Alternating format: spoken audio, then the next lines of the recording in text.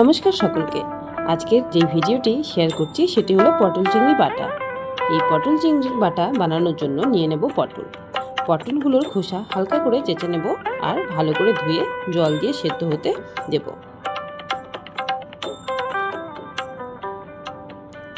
আর বাকি উপকরণ হিসেবে নিয়ে নেব প্রয়োজন মতো কাঁচা লঙ্কা, একটা মাঝারি পেঁয়াজ, পরিমাণ মতো রসুন আর চিংড়ি মাছ।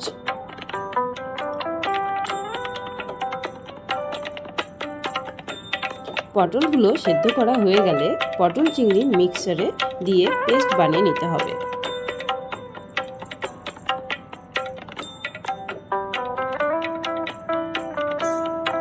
পেস্ট করা হয়ে গেলে একটি বাটিতে ঢেলে রাখবো।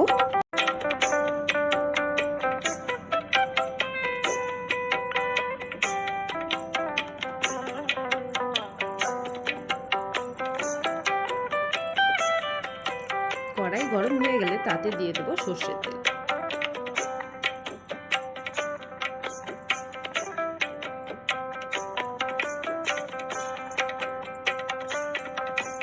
তেল গরম হয়ে এলে তাতে দিয়ে দেবো কুচিয়ে রাখা পেঁয়াজ।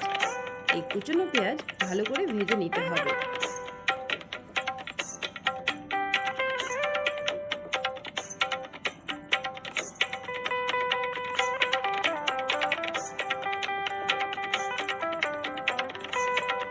যখন ভাজা ভাজা হয়ে আসবে তখন তাতে দিয়ে দেবো স্বাদ মতো লবণ, হলুদ, সামান্য জিরে গুঁড়ো, ধনে গুঁড়ো আর কাশ্মীরি লাল লঙ্কার গুঁড়ো।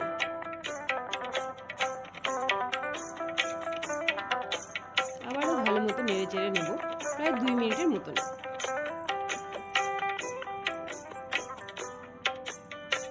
মশলা থেকে তেল ছাড়তে শুরু করলে দিয়ে দেব আগে থেকে করে রাখা পটল চিংড়ির পেস্ট। এই পেস্ট দিয়ে সব কিছুকে ভালো মতো মিশিয়ে নিতে হবে। তারপর কিছুক্ষণ ধরে সম্পূর্ণ মিশ্রণ কুক করতে হবে। ভালো মতো সব কিছু মিশিয়ে গেলে আর রং চেঞ্জ হতে শুরু করলে তৈরি হয়ে যাবে আমাদের পটল চিংড়ির বাটা। গরম ভাতের সাথে এর স্বাদ কিন্তু অসাধারণ। বাড়িতে একবার অবশ্যই ট্রাই করে দেখবেন। আশা করি আপনাদের সবারই ভালো লাগবে। ভিডিওটি শেষ পর্যন্ত দেখার জন্য ধন্যবাদ সবাইকে।